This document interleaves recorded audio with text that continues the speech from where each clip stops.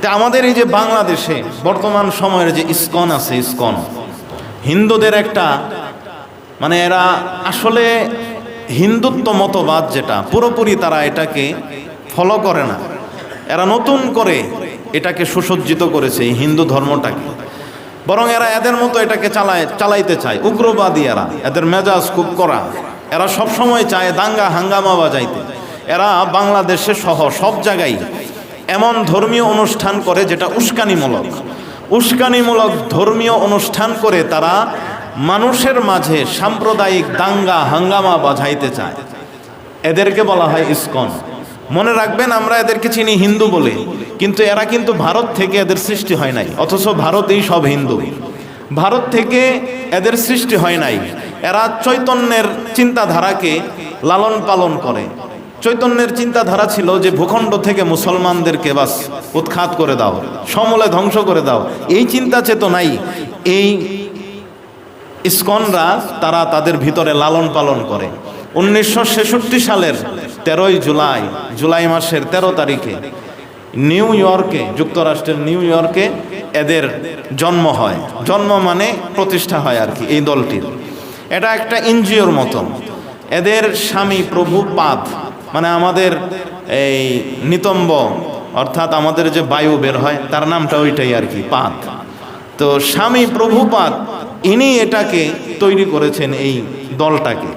তো দেখেন কোথায় তৈরি হয়েছে, এটার প্রতিষ্ঠা হয়েছে কোথায়? নিউ ইয়র্কে। ওইখানে ভারতেও না, কোনো হিন্দু রাষ্ট্রেও না। আবার আপনি যদি দেখেন ইসরায়েলে, এরা কিন্তু এদের কাজ খুব জোরালোভাবে করে। অথচ ইসরায়েলের মতো দেশ যেখানে সব ইহুদি, সেখানে তাদেরকে কেন লালন পালন করে, এটা চিন্তার বিষয়। এজন্য অনেকেই বলেন এবং অনেক বইয়ে আছে, এটা অনেক জায়গায় আপনারা পাবেন সার্চ করলে, যে এদের পিছনে আসলে মূলত কাজ করে ইহুদিরা, এবং ভারতের যারা আছে এরাও কাজ করে এটার পিছনে। এদের মাধ্যমে আসলে মুসলমানদের এবং হিন্দুত্ববাদ যেটা আছে এটাকেও তারা, এই যে সনাতন ধর্ম যেটা বলে, এটাকে তারা রাখতে চায় না। তারা তাদের মতো করে, নিজেদের মতো করে হিন্দু ধর্মকে সৃষ্টি করতে চায়। ঢাকার স্বামীবাগ মন্দির, এখানে এই মন্দিরটা আগে ছিল সনাতনদের হাতে, পরে তারা এটাকে দখল করছে। ওই রকমভাবে আপনি পঞ্চগড়েও পাবেন, ঠাকুরগাঁয়েও পাবেন, অনেক জায়গায় পাবেন, সিলেটেও আছে। তারা বিভিন্ন জায়গায় সনাতনদের উপরে হামলা করছে। সনাতনরা তো হিন্দু ধর্মাবলম্বী, তাদের উপরে হামলা করছে। তারা যেই মন্দিরগুলোকে আগে দেখভাল করতো সেটাকে তারা দখল করে এখন তারা দেখভাল করে। এই স্বামীবাগ মন্দিরও আগে সনাতন ধর্মাবলম্বী যারা ছিল তারাই এটাকে দেখভাল করত। পূজার যত অনুষ্ঠান আছে সব কিছু তারাই করত। পরবর্তীতে ইসকনরা এটাকে দখল করে নেয়। স্বামীবাগ মসজিদের পাশেই, স্বামীবাগ মন্দিরের পাশেই একটা মসজিদ আছে। কয়েক বছরের আগের ঘটনা, এখানে তারাবি নামাজ পড়তে দেয় নাই। কেন? ওই যে ইসকনরা তাদের এই মন্দিরে গান বাদ্য বাজনা বাজাচ্ছে, মুসলমানরা একটু আপত্তি করছে যে আমরা নামাজ পড়ি, তারাবির নামাজ পড়ি, এই সময় আপনারা গান বাদ্য বাজনা এগুলা বন্ধ রাখেন। তো তখন এই ইসকনরা আইনজীবীদের মাধ্যমে মুসলমানদের মসজিদে তারাবির নামাজকেই নিষিদ্ধ করে দিয়েছে। তো দেখেন আপনারা এদের চিন্তা চেতনা কেমন। এই ইসকনদের আসলে টার্গেটই হলো এটা, তারা বিভিন্ন মন্দিরগুলোকে দখল করবে, পুরা হিন্দুত্ববাদটাকে নিজেদের মতো তারা এটাকে সাজাবে, এবং পুরা সমাজে, দেশে, রাষ্ট্রে তারা সাম্প্রদায়িক দ্বন্দ্ব বাজাবে। যার কারণেই তারা আপ্রাণ চেষ্টা করে যাচ্ছে। এখন যে আজকে আমাদের বিভিন্ন সেক্টরে, অফিস আদালতে হিন্দু মানুষ অনেকেই চাকরিজীবী আছে, এটার পিছনে কাজ করছে ইসকনরা।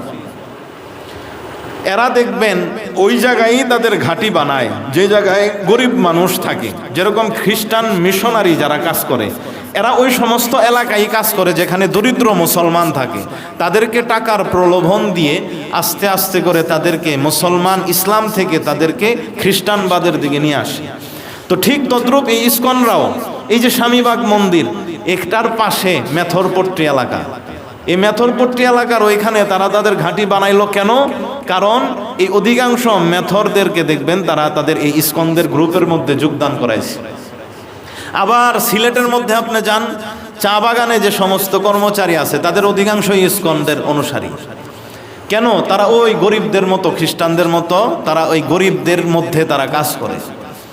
এজন্য যেই রকমভাবে ইসকন আফগানিস্তানে নিষিদ্ধ, যেই রকমভাবে ইসকন ইরানে নিষিদ্ধ, যেই রকমভাবে ইসকন সাবেক সোভিয়েতে 1970 বা 1980 সালে নিষিদ্ধ হয়েছিল, যেই রকম ইসকন মালয়েশিয়ায় নিষিদ্ধ, যেই রকম ইসকন চীনে নিষিদ্ধ, যেই রকম ইসকন সৌদি আরবে নিষিদ্ধ, আমরাও চাই আমাদের বাংলাদেশে অচিরেই অতি দ্রুত সময়ের মধ্যে এই ইসকনকে নিষিদ্ধ করা হোক। আমরা চাই না ইনশাআল্লাহ? আমরাও চাই, এটা আমাদের দাবি থাকবে যে বাংলাদেশ সরকার যেন ইসকনকে অতি দ্রুত আমাদের এই বাংলাদেশ ভূখণ্ডেও যেন নিষিদ্ধ করে। আল্লাহ আমাদের সরকারকে আমাদেরকে তৌফিক দান করে না, আমিন।